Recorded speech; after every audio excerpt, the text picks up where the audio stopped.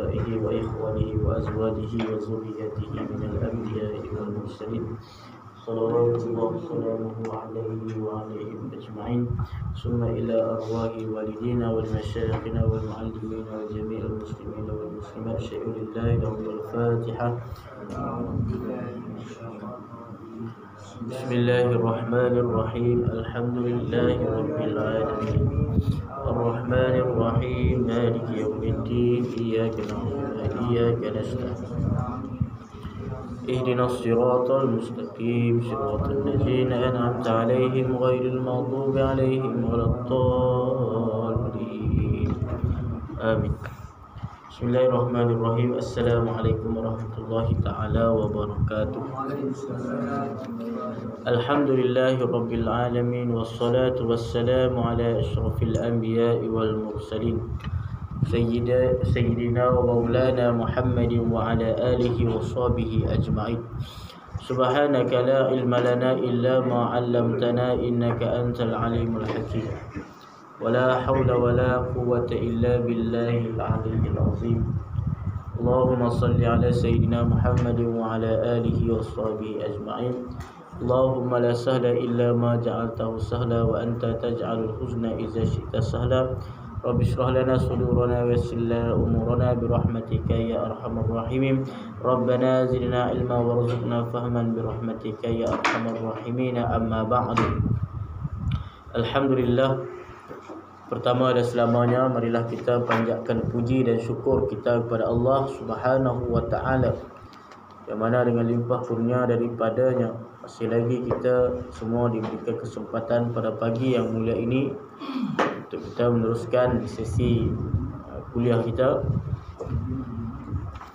Seterusnya, yang saya hormati Tuan Pengerusi, Tuan Imam dan seluruh ahli jawatan kuasa surau, seterusnya muslimin dan muslimat, hadirin hadirat, mukminin mukminat yang dirahmati Allah Subhanahu wa taala semua.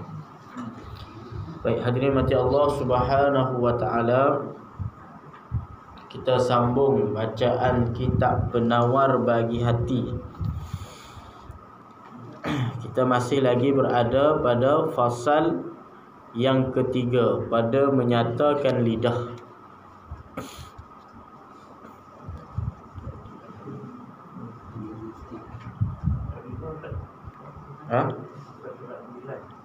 Sembilan, masih 9.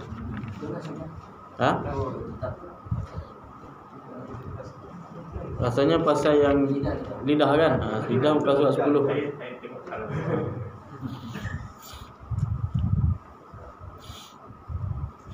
Lidah bukan surat 10 kalau kita saya nah. Kalau kita Rumi, kita Rumi bukan surat apa? 10 juga. Habis, bismillahirrahmanirrahim. Qala musannif rahimahullahu ta'ala wa nafa'ana bi'ulumihi wa bi'ulumi masyayikhina fid daraini amin.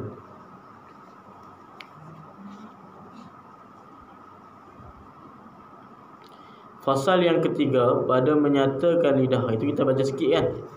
Kita ulang sikit balik. Laisa bil kadhib. Betul. Bismillahirrahmanirrahim.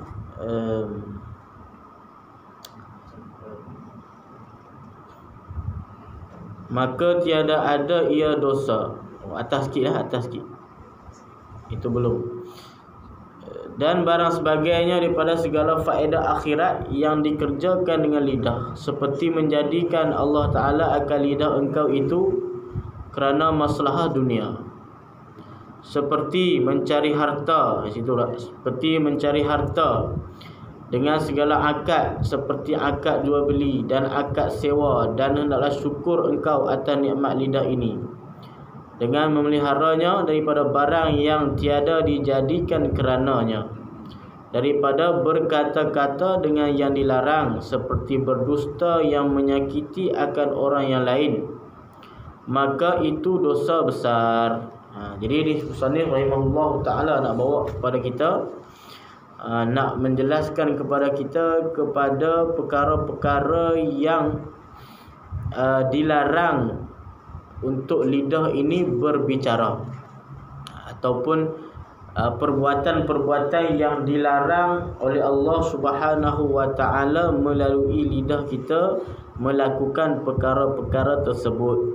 Di antaranya dia kata sini apa yang pertamanya, di antara perkara yang dilarangkan oleh Allah Subhanahu wa taala untuk seseorang itu berkata dengan lidahnya itu, iaitu seperti berdusta yang menyakiti akan orang yang lain, maka itu yakni berdusta tersebut dosa besar. Bersalahan berdusta yang tiada menyakiti, maka iaitu dusta yang tiada menyakiti itu dosa kecil. Jadi di antara perkara ataupun dosa yang besar yang kemungkinan dapat dilakukan seseorang tersebut dengan lidah ialah berdusta, yakni berbohong. Berdusta yakni berbohong.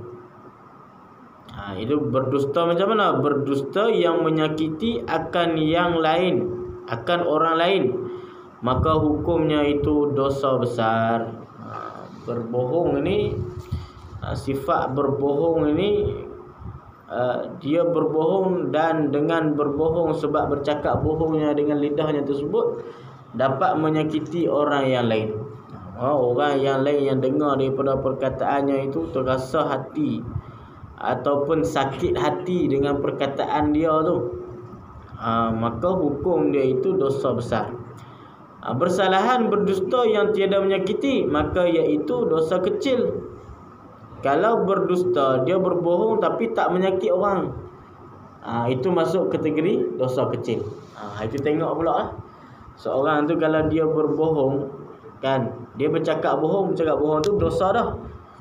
Cuma tengok cakap bohongnya itu dapat menyakiti hati orang ataupun tidak. Kalau menyakiti hati orang, maka hukumnya dosa besar. Kalau berbohongnya itu tak menyakiti hati orang, maka hukumnya berdosa kecil.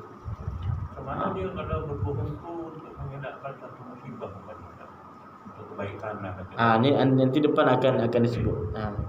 Berbohong ni ada bahagian-bahagian dia lah. Kalau kata berbohong untuk hajat, kan, ada masalah kebaikan, terpaksa untuk berbohong, kan. Seperti nanti depan dia akan bagi tahu, seperti nak mendamaikan di antara dua orang yang bergaduh. Ada dua orang yang bersengketa, kita nak mendamai, kita jadi juru damai. Kita nak mengajak kepada kebaikan, tak naklah bagi dua orang itu bergaduh. Maka kita terpaksa bohong dah macam mana pun nak bagi dia orang dua ini baik balik.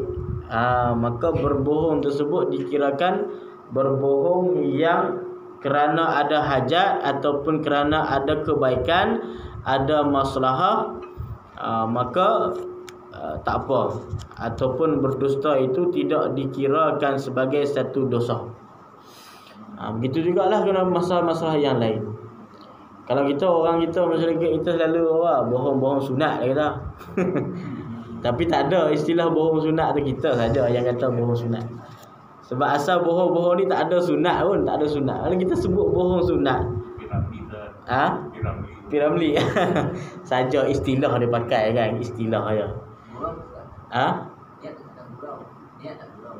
Niat nak bergurau. Contoh dia macam mana? Bohong nak bergurau-gurau je. Nak bergurau tu dia anggap tak ada hajat lah. Nak bergurau tu sebab bukan kita nak ada hajat kebaikan ataupun masalah. Maka dianggap tak boleh juga. Jadi bohong-bohong ni bohong yang, tapi kalau dia cerita, contoh kan, ada orang buat lawak, dia cerita bohong, tapi last sekali dia beritahu melawak je bohong. Itu orang tahu kata dia bohong. Tapi dia bohong kemudian dia tak beritahu kata dia bohong. Itu tak boleh jugalah, masuk dalam dosa kecil juga. Tak menyakiti orang lah, dia cerita, dia bohong, nak berjenaka sahaja, kan, tak ada menyakiti siapa-siapa. Tapi dia tak beritahu kata dia itu bohong. Maksudnya dia masih lagi bercakap bohong lah. Orang pula percaya dengan cakap dah, melainkan memang orang tahu dah dia ni kaki bohong, kan. Tahu dah kaki bohong. Maknanya tak boleh juga. Tak boleh juga. Kalau ikutkan tak boleh juga. Kan? Sebab bohong-bohong ni bukan daripada anjuran ataupun perbuatan Nabi sallallahu alaihi wasallam. Jadi Nabi ni tak ada cakap. Sebab tu kalau kita nisbahkan bohong sunat, bila kita takrifkan sunat, kita faham sunat tu apa?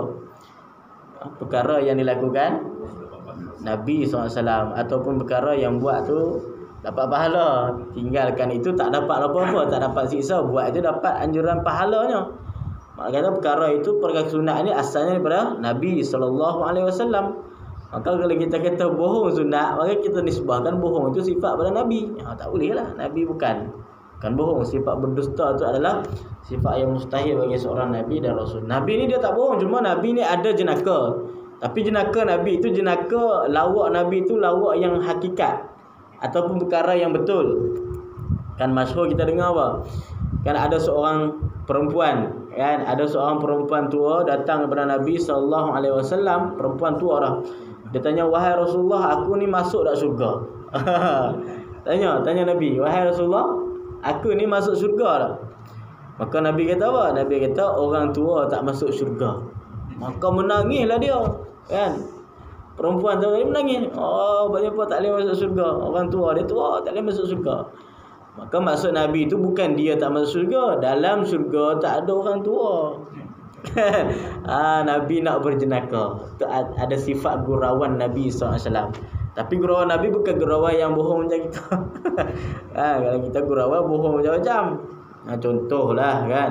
Tapi gurauan Nabi gurauan yang secara hakikat, ataupun gurauan yang perkara yang nyata tapi Nabi buat dalam bentuk gurau. Itu maksudnya sebagai salah satunya nak mendekatkan Nabi dengan sahabat-sahabat Nabi. Jadi Nabi ni bukanlah, kalau kita sebut Nabi ni orang yang Rasulullah, utusan Allah, Nabi Allah, bukannya 24 jam serius saja, tak juga.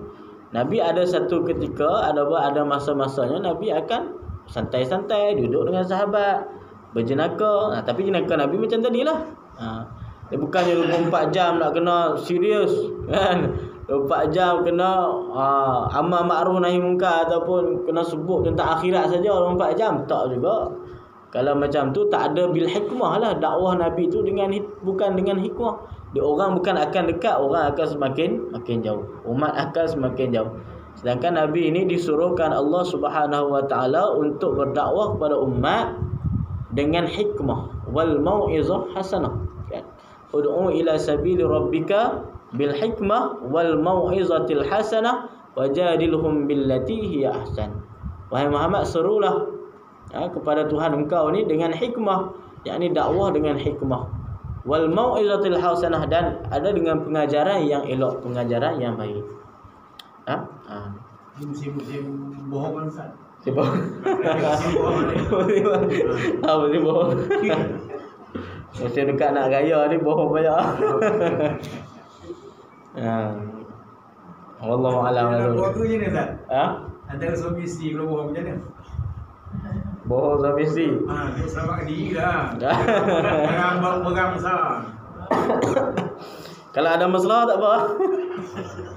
Takut jadi bergaduh besar, ada masalah, kan. Jadi ada kebaikan lah. Maksudnya ada hajat, sebab nanti depan. Kecuali berbohong tu kerana hajat. Kerana hajat tu maksudnya untuk mendamaikan, untuk mengelakkan terjadi perkara yang tak diingini. Kan, kalau bohong antara suami isteri mungkin tak elakkan jadi pada perang yang besar. Perang dunia ketiga. Kalau tak bohong jadi perang dunia ketiga.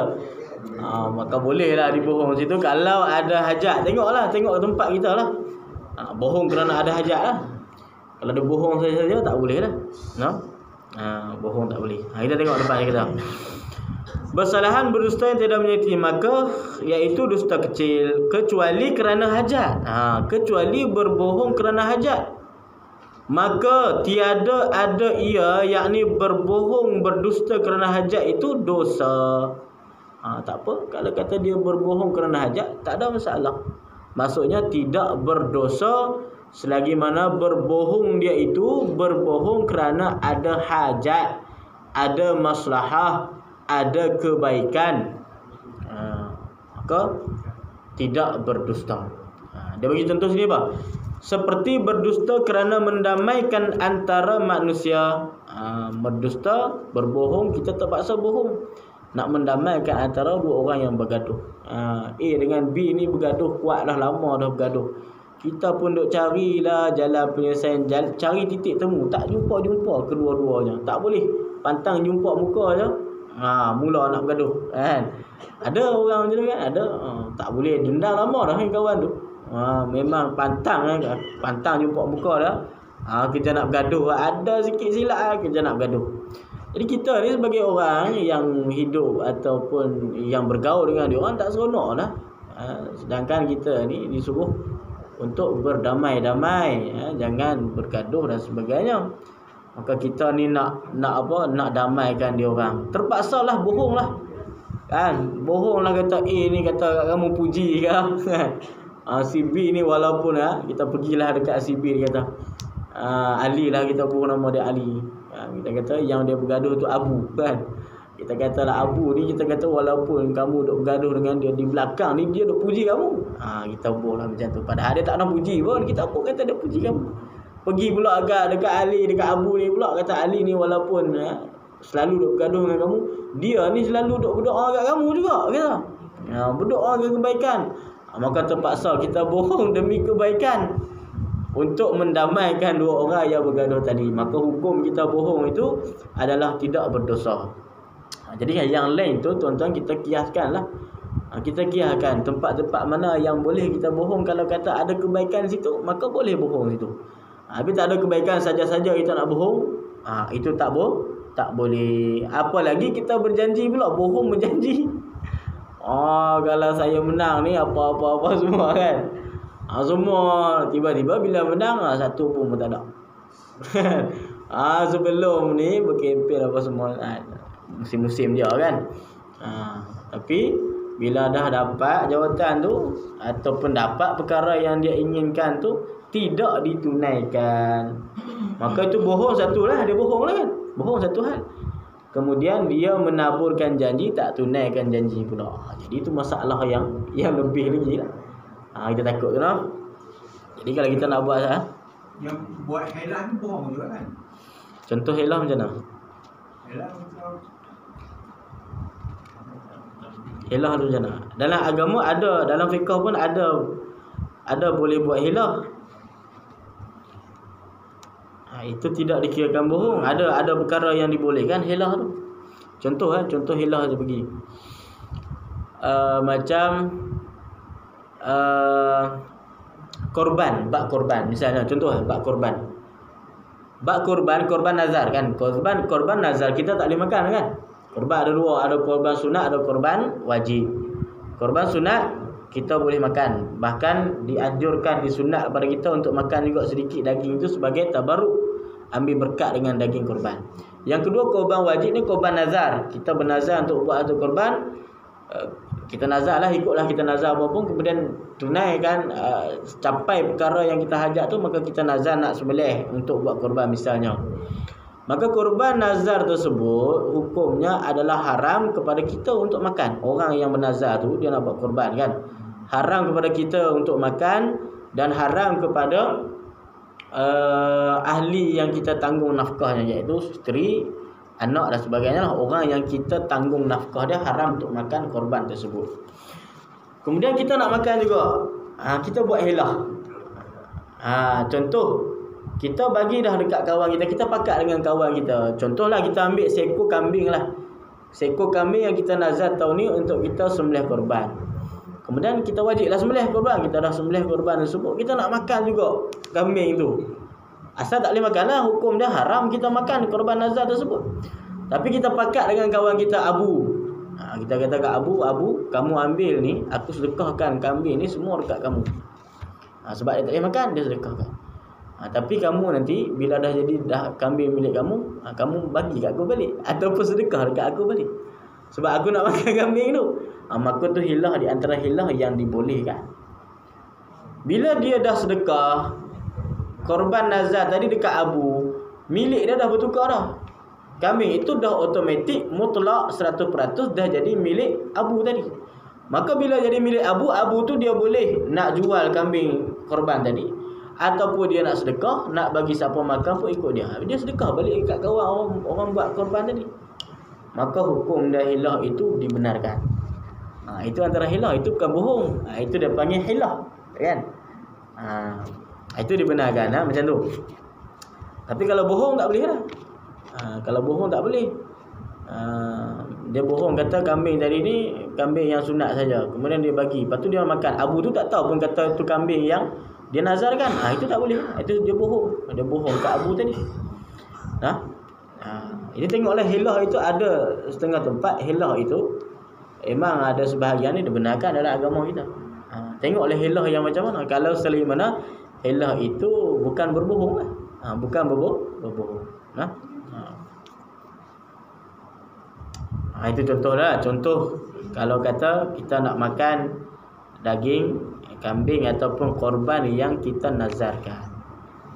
Kalau macam ni tak, kita dah berjanji dengan satu kawan katakan, hari ni kita pergi mancing. Itu hobi kita lah kan.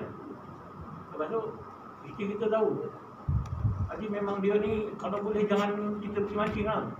Kita helah dengan kawan kita, sekarang macam ni lah, aku ada hal ini apa tu. Tak bergaduh dengan ini. Katakanlah ini contoh. Ya, helah lah. Saya pun tak suka mancing. Itu helah kan? Helah tu bohong. Helah kan? Helah tu boleh lah, boleh. Sebab kita nak mengelakkan perkara mudarat yang lebih besar kan. Buat helah macam tu tak apa lah. Jadi kita tengok jugalah tempat-tempat kan. Ataupun boleh jadi juga bohong kerana ada hajat. Tak apalah. Hajatnya apa? Takut masalah lah, ada kebaikan lah. Kalau pergi juga pancing tu, habis perang dunia ketiga. Misalnya contoh, takut berlaku mudarat yang lebih besar, baik aku tak pergi. Bohong tak apalah. Itu bohong yang kadang dibenarkan. Tengok tempat lah. Baik. Baik, kerana sabda Nabi SAW, laisa bil kazzab man yuslihu bainan nas. Artinya tiada mereka yang mendamaikan antara manusia itu berdusta. Sebab dia bagi contoh ni kerana ada hadis. Dalam hadis Nabi kata, laisa bil kazzab man yuslihu bainan nas. Orang yang mendamaikan di antara manusia, maka dia itu bukanlah dikirakan sebagai orang yang berdusta, orang yang berbohong. Kan? Dia nak kita nak mendamaikan di antara dua pihak, maka boleh. Bahkan terkadang wajib berdusta seperti melihat ia akan orang yang haram dibunuh, yang bersembunyi ia daripada orang yang zalim yang menghendaki membunuhnya, maka wajib berdusta kerana melepaskannya daripada dibunuh orang zalim itu. Ini ada hukum berdusta ataupun berbohong yang wajib. Bohong wajib pula. Jadi bohong yang tak boleh, yang haram. Bohong yang harus, maksudnya tak berdosa lah, harus tu kan. Tak berdosa sebab ada masalah, ada kebaikan, ada hajat. Yang ketiga, bohong yang wajib. Terkadang wajib kita bohong ni. Seperti mana dia kata? Seperti melihat akan orang yang haram dibunuh. Dia seorang ni, dia diburu, sedangkan dia tak bersalah, ada orang nak bunuh dia. Maka kita kena bohong. Kalau kita dia datang sembunyi kat rumah kita bohong, kita tak nampak. Kalau orang dia tanya mana ni, dia ni pergi ni, tadi masuk sini, kita tak tahu, tak nampak. Tak nampak. Kita bohong. Sedangkan kita yang sembunyikan dia. Kita sembunyikan dia dalam rumah kita. Sebab kita tahu kata dia itu orang yang dizalimi. Orang yang dizalimi, dia itu dianiayai saja, bukan dia itu betul-betul buat perkara yang melanggar daripada undang-undang. Maka kita sembunyikan dia. Kerana apa? Kerana nak melepaskan dia itu daripada kezaliman. Ada orang nak bunuh dia, maka itu satu kezaliman, sedangkan dia tak bersalah pada undang-undang. Maka kita berbohong di situ, hukumnya adalah wajib. Sebab apa wajib? Kita tanya sebab apa jadi wajib bohong ni? Sebab nak menegakkan kebaikan ataupun nak menegakkan kebenaran. Sebab kita nak menegakkan kebenaran dan kita nak menolak kebatilan. Kalau kata orang tu bunuh, maka itu perkara yang batil, perkara yang ditegah, dilarang dalam syarak. Sebab tak boleh suka-suka kita nak bunuh orang, melainkan dia itu dah betul-betul bersalah. Kita nak hukumkan seorang itu membunuh, Kita nak bunuhkan seorang, hukum bunuh misalnya, hukuman qisas, ya. Kita kena betul-betul sabitkan dia itu betul-betul sampai tahap untuk mendapat qisas tersebut. Kalau saja-saja nak pergi bunuh tak boleh. Itu perkara yang batil, perkara yang haram. Wala taqtulun nafsal lati harramallahu illa bil haqq. Allah kata, jangan kamu membunuh satu nyawa, satu jiwa yang Allah Ta'ala haramkan melainkan dengan kebenaran, dengan hak. Macam mana yang benar? Seperti hukuman qisas. Sebab tu dalam bab hukum jinayat, fiqh jinayat kita nak mensabitkan hukuman qisas kepada seseorang, itu bukanlah perkara yang mudah. Nak kena datangkan saksi, memang sungguh nak kena betul-betul. Kemudian tak ada keampunan daripada waris. Kadang-kadang waris ampun, tak kena kisah dia, tapi kena bayar diat kan? Bayar diat 100 ekor unta. 100 ekor unta bayar diat. Kalau waris ampunkan lah, kena bayar diat. Waris tak ampunkan maka tak ada. Itu bab kisah lah, bab kisah. Maka untuk kita menegakkan kebenaran, kita terpaksa berbohong. Wa qul ja'al haqq wa zahaqal batil innal batila kana zahuqa. Hendaklah kamu datangkan kebenaran dan lenyapkanlah kebatilan. Wa qul ja'al haqq wa zahaqal batil innal batila kana zahuqa. Kebatilan itu perlulah dilenyapkan. Maka disebabkan kita nak menegakkan kebenaran, terpaksa kita bohong dan wajib hukumnya. Wajib. Kemudian, maka wajib berdusta kerana melepaskannya, dan seperti mengumpat. Ini habislah tentang bohong ni, habis. Dan seperti mengumpat itu dia nak ulang balik di antara dosa-dosa besar lidah. Ini kalau kita kitab Jawi memang macam ni. Kita kena faham sebab kitab Jawi ni dia dituliskan dalam bentuk kaedah bahasa Arab. Dan tu ataf, kita panggil waw ataf dalam bahasa Arab lah. Jadi dia nak ulang yang tadi ni. Dan di atas tadi dia kata apa? Yang dalam kitab Jawi ni lah. Dan seperti berdusta di atas kan. Seperti berdusta, maka diulangkan balik. Dan seperti di antara dosa-dosa lidah lagi ialah seperti mengumpat. Di antara dosa-dosa besar, dosa-dosa lidah ialah yang lain adalah seperti mengumpat. Iaitu, apa makna mengumpat itu? Mengumpat engkau akan saudara engkau dengan perkataan yang benci ia akan dia. Jika didengarnya, maka iaitu haram dengan ijma' ulama'. Ijma' ulama', sepakat para ulama' mengatakan mengumpat yang kalau seseorang itu dengar perkara yang kita kata dekat dia itu, maka iaitu haram. Kita kata di belakang lah. Misalnya mengumpat ni, contohnya kita berkata kepada seorang di belakang dia. Kalau dia dengar perkara yang kita katakan kat dia tu, marah besar kawan tu. Perkara tersebut, maka itu dikatakan mengumpat. Bahasa Arab dia panggil ribah. Ribah ni hukum dia haram, bahkan berdosa besar di sisi Allah Subhanahu wa taala. Itu kena elakkan lah mengumpat ni. Kadang bergosip-gosip tu pun masuk juga dalam pentakrifan mengumpat tu. Kita ada gosip-gosip, kata dia ni itu, dia ni begini kan. Kata dia tak ada lah. Kalau kita kata kat depan tu lain sikit. Itu bukan jadi mengumpat, tak ada mengumpat. Itu jadi menghina ataupun dan sebagainya lah.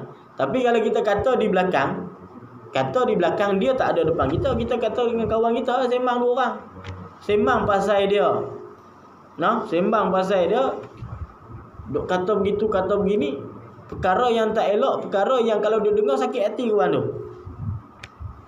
Sebab tu setengah ulama kata walaupun perkara itu hakikat pada dia, misalnya dia tu memang orang yang macam tu pun apa yang kita katakan kan, tapi perkara tu buruk, tu pun masih tak boleh. Apa lagi kalau benda itu tak ada pada dia.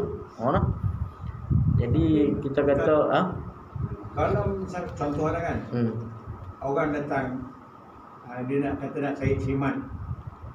Kita mat yang yang selalu mencuri tu ke, yang apa tu yang tu. Mat. Tapi kalau kata betul ataupun apa nama, menegakkan, kalau kita nak nyatakan, nak zahirkan apa nama, itulah dia mencuri itu sepatutnya tak perlu jugalah kita kata. Pasal kau nak kepastian pasal mat banyak sangat dalam kampung. Muhammad, Ahmad, Samad, dia seorang yang mencuri. Tu. Tapi kalau kata dia tu dah terkenal dengan pencuri ataupun dia masih mencuri, boleh kita kata. Tapi kalau kata zaman dulu dia mencuri, lah ni dia tak dah, kita tak kata dia mencuri. Itu tak boleh. Macam mana kalau dengan gelaran ni tak? Gelaran tu lah, gelaran-gelaran ni. Bukan salah pun, macam tu. Kalau nama banyak kan. Yalah, orang kita ni suka gelaran. So bagi, kalau orang jual daging, mak daging. Pomen tu mak pomen. Macam kita bagi gelaran. Gelaran tu tengok juga. Kalau kata dia pun redha dengan gelaran tu, orang duk panggil dia dah, tak apa. Sebab tu dalam Quran, bi'sal ismul fusuqu ba'dal iman. Wala tanabazu bil alqab, bi'sal ismul fusuqu ba'dal iman. Wala tanabazu bil alqab, jangan kamu itu menggelar-gelar sebahagian daripada kefasikan ataupun gelar yang buruk itu, sebahagian daripada iman. Jadi nak katanya macam ni, kalau kata gelaran itu, kalau kata dia pun dah redha, tuan badan pun dah redha, kalau kita dia jual daging, orang panggil dia mak daging, dia pun tak ada masalah panggil mak daging, mak pomen, mak macam-macam mak ya. Tak apalah kan. Maksudnya sebab dia redha dengan nama tersebut, tak ada masalah lah. Tapi kalau dia pun tak redha, kita duk panggil lagi, itu dia masalah lah. Kan? Kita menggelarkan satu nama. Sebab gelar ni Nabi pun bukan zaman orang Melayu ni. Nabi sendiri pun menggelarkan. Abu Hurairah misalnya. Abu Hurairah gelar bagi Abdul Rahman bin Al-Akhsar. Tak ingat nama. Abdul Rahman bin, tak ingat nama asal dia tu. Tapi khilaf ulama juga, nama dia Abdul Rahman nama dia. Tapi Nabi ni gelarkan kat Abdul Rahman ni Abu Hurairah. Sebab dia selalu duk main dengan anak kucing. Hurairah tu anak kucing, Abu Hurairah. Ataupun gelar-gelar yang lain, apa nama, Ummu Salamah. Isi Nabi nama Ummu Salamah gelar. Dan ramai lagi sahabat-sahabat yang digelarkan sendiri oleh Nabi. Dan gelaran yang elok lah biasanya, tak ada gelaran yang buruk. Tapi orang Arab juga ada dia gelar dengan gelar buruk. Contohnya seperti anfun naqah. Bahasa Arab dia panggil anfun naqah ni, apa nama, hidung unta. Ada orang Arab gelar macam tu, hidung unta. Dalam bahasa Arab dia panggil, dia ada laqab, dia ada kunyah. Kalau bahasa kita gelaran je, kita tak ada ni kan. Kalau bahasa Arab dia ada nama, dia ada laqab, dia ada kunyah. Nama Muhammad misalnya. Kemudian kunyah ni biasa orang Arab dia sebut dengan Abu Abdullah, Abu Umar, Abu Fulan bin Fulan kan, Abu Hurairah. Abu sesuatu nama yang dimulakan dengan Abu dan Abu masuk ayah, masuk mak, Ummu Salamah, Abu Hurairah, Abu Abdurrahman, Abu Abdullah. Itu dia panggil kunyah. Kita ada anak Muhammad, kita gelar nama kita Abu Muhammad. Kita ada anak kita Luqman, kita gelarkan kita Abu Luqman. Abu Luqman siapa? Kita lah, anak kita nama Luqman, ayah pada Luqman. Orang Arab dia macam tu. Itu dia panggil kunyah. Kemudian dia ada laqab. Orang Arab ni, laqab ni gelaran juga, tapi dia gelaran tu kadang dia nak menaikkan darjat ataupun merendahkan darjat seorang. Seperti Syekhul Islam, kebanggaan Islam, Fakhruddin, kebanggaan agama, Fakhrul Islam, kebanggaan Islam, Muhyiddin, orang yang menghidupkan Islam, agama. Kan seperti gelaran kepada Imam Nawawi, tak? Imam Nawawi rahimahullah digelarkan apa? Muhyiddin. Abu Zakaria Muhyiddin Syaraf bin Yahya. Nama dia Syaraf bin Yahya. Tapi gelaran banyak. Abu Zakaria Muhyiddin. Abu Zakaria dia panggil kunyah. Muhyiddin dia panggil laqab. Abu Zakaria, ayah Zakaria. Muhyiddin tu dia panggil apa nama, laqab orang yang menghidupkan agama. Jadi gelaran ni sebenarnya orang Arab lagi banyak sebenarnya gelaran daripada kita. Kemudian kunyah tadi tu pula ulama kata tak semestinya dia tu ada anak baru dinamakan dengan nama tersebut. Macam Imam Nawawi tak pernah kahwin kan? Imam Nawawi tak pernah kahwin, tak ada anak Imam Nawawi. Tapi digelarkan laqab Imam Nawawi Abu Zakaria, ayah Zakaria. Imam Nawawi tak ada anak pun nama Zakaria tu. Anak dia tak ada nama Zakaria. Bahkan tak pernah kahwin Imam Nawawi. Tapi boleh juga digelarkan sebagai Abu Zakaria. Itu orang Arab. Gelar-gelar ni orang Arab lagi banyak daripada kita. Dia ada kunyah, ada laqab. Kalau kita gelar semua kan gila kita. Jadi tengoklah bab gelar menggelar ni, tengok dulu keadaan lah. Kalau kata dia itu dah memang makruf satu kampung dia panggil macam tu, dia jual roti canai misalnya, mak mana? Mak ada 10 orang dalam kampung tu. Mai orang datang nak jumpa Muhammad. Muhammad mana? Muhammad ada 10 orang dalam kampung ni. Muhammad canai, Muhammad pomen, Muhammad apa dah buat? Nelayan pada Muhammad ikan, jual ikan, mak ikan. Macam-macam kan. Maka kalau gelaran itu makruf dah dan dia pun suka orang panggil ataupun dia pun tak apalah orang panggil redha kan, maka tak ada masalah lah gelaran. Tapi gelaran yang buruk mestinya orang yang tak suka lah gelaran buruk ni. Maka kalau boleh kita tinggalkan. Sebab kita tengok gelaran ni boleh selagi mana gelaran itu tak buruk. Nabi menggelarkan sahabat-sahabatnya, tapi bukan gelaran yang memburukkan. Itulah. Baik, kita tengok sikit lagi. Jadi itu seperti mengumpat. Maka iaitu haram dengan ijma' ulama, bahkan kebanyakan mereka itu bahawasanya mengumpat itu dosa besar kerana barang yang datang padanya daripada berupa janji siksa yang bersangatan. Maka sebagian ulama kata mengumpat ini memang masuk dalam bahagian dosa besar. Sebab tu kita tengok dalam kitab Al-Kabair Imam Az-Zahabi pun ada juga disebut tentang ghibah ni, tentang dosa mengumpat. Sebahagian seperti firman Allah Ta'ala, ya ayyuhalladzina amanu ijtanibu katsiran minadh-dhann inna ba'dadh-dhanni ismun wa la tajassasu wa la yaghtab ba'dukum ba'dha ayuhibbu ahadukum an ya'kula lahma akhihi maytan fakarihtumuh wattaqullaha innallaha tawwabur rahim. Artinya, hai sekalian mereka itu yang beriman, jauhkanlah oleh kamu akan banyak daripada sangka, iaitu sangka yang jahat. Ni mengumpat ni, sangka yang jahat. Kerana bahawasanya setengah daripada sangka itu dosa, dan jangan kamu mencari dan memeriksa aib manusia. Jangan kamu mencari dan memeriksa aib manusia. Dan jangan mengumpat setengah kamu akan setengah. Adakah suka seorang kamu bahawa makan ia daging saudaranya pada ketika mati, maka benci kamu akan dia dan takut oleh kamu akan Allah Ta'ala. Bahawasanya Allah Ta'ala itu sangat menerima taubat, lagi sangat kasih sayang. Dan menceritakan oleh Baihaqi dan Tabrani dan Abu Syekh dan Ibnu Abi Dunya daripada Jabir Abu Sa'id radhiyallahu anhuma, berkata keduanya bahawa Rasulullah SAW bersabda. Itu dalam Al-Quran pun Allah Ta'ala kata tak boleh kita mengumpat, wala tajassasu wala yaghtab ba'dukum ba'dha. Jangan kamu duk caci, kamu duk mencari aib manusia.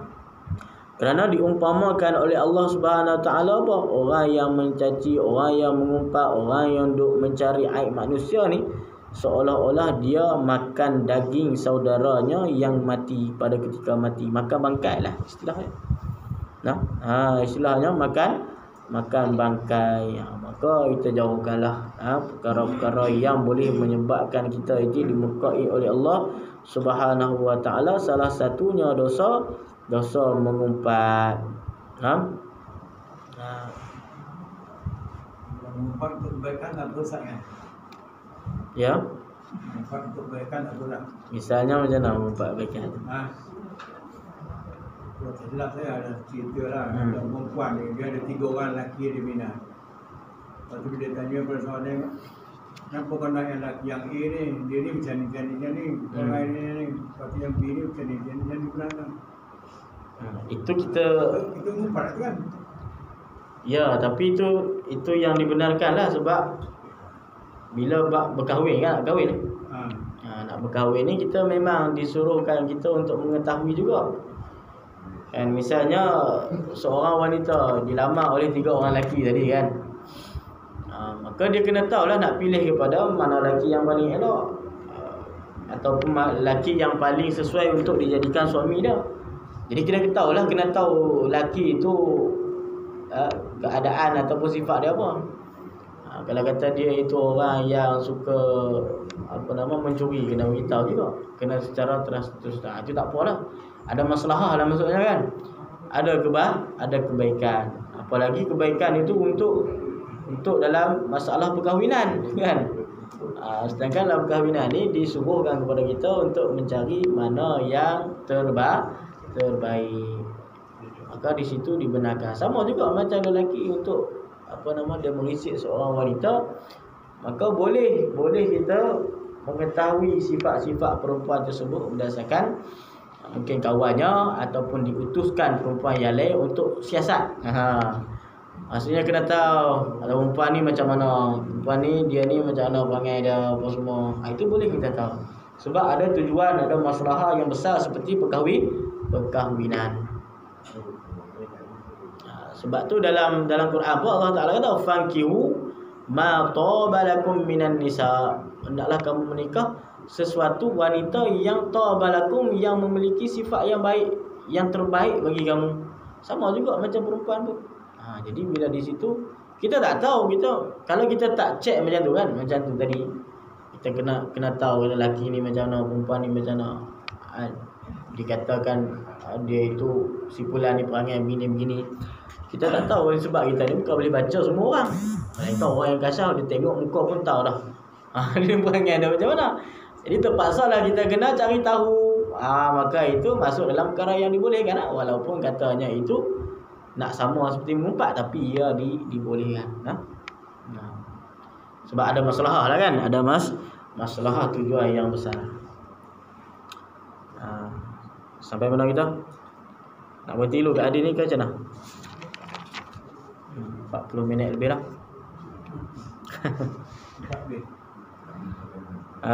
Kita baca hadis satu lagi lah. Kita habiskan di hadis ni. Sabda Rasul sallallahu alaihi wasallam, iyyakum wal ghibah fa innal ghibata ashaddu minaz zina. Qila lahu kaifa? Qala innar rajul qad yazni wa yatubu fayatubu Allahu alaihi wa inna sahibal ghibah la yughfaru lahu hatta yaghfira lahu sahibuhu. Artinya, jauh oleh kamu akan diri kamu dan jauhkan oleh kamu akan mengumpat. Ini Nabi larang kepada pada umat dia mengumpat. Kerana bahawasanya mengumpat itu lebih bersangatan daripada zina. Dikatakan ini ditanyakan kepada Nabi SAW, betapa ada mengumpat itu lebih bersangatan daripada zina. Sahabat tanya, bila Nabi kata jauhkanlah kamu daripada ribah, daripada mengumpat ni, dosa mengumpat. Maka sahabat tanya, bagaimana? Kenapa yang dikatakan mengumpat itu lagi teruk pada zina? Kan? Mengumpat ni Nabi kata lah hadis lebih teruk daripada zina dosanya. Maka bersabda Nabi, kata Nabi, bahawasanya seorang lelaki yang terkadang berzina ia dan taubat ia, maka menerima Allah akan taubatnya. Orang yang berzina, dia berzina, kemudian satu ketika sampai dia nak bertobatlah daripada Allah SWT, maka Allah Ta'ala terima taubat. Dan bahawasanya yang mengumpat itu tiada diampuni baginya hingga mengampuni baginya oleh orang yang diumpatnya. Sebab inilah teruknya apa? Sebab mengumpat ini dia dosa yang berkaitan, yang muta'alaknya, bersangkutannya dengan manusia yang lain, dengan orang yang kita umpat tersebut. Kalau kita bertobat dosa mengumpat pada Allah Ta'ala, Allah Ta'ala maha ampun, kita tobat, Allah Ta'ala akan terima tobat kita. Tapi kalau kata orang yang kita umpat tu dia tak maafkan kita, maka tak lepas lagi kita. Sebab tu Nabi kata lagi teruk ataupun lagi bersangatan, lagi teruklah orang yang mengumpat ini daripada orang yang berzina. Sebab dosa mengumpat dia berkaitan dengan manusia tersebut. Dosa mengumpat berkaitan dengan manusia yang lain. Maka kita di selain kita kita mohon ampun kepada Allah, kita juga kena mohon ampun ataupun mohon maaf daripada orang yang kita mengumpat tersebut. Jadi takut tuan-tuan dosa mengumpat ni kan. Sebab apa, mudah sangat nak terjadi mengumpat ni. Kalau kita berzina tu jauh lagi kita kan. Maksudnya jauh lah kalau kata dosa berzina biasanya yang nak lakukan tu susah. Tapi kalau dosa mengumpat ni mudah, duduk kedai kopi pun jadi. Kan? Kalau kita duduk seorang tak jadi juga. Tapi kalau duduk dengan orang lain mungkin jadi mengumpat. Nah, itu takut dah, takut Allah.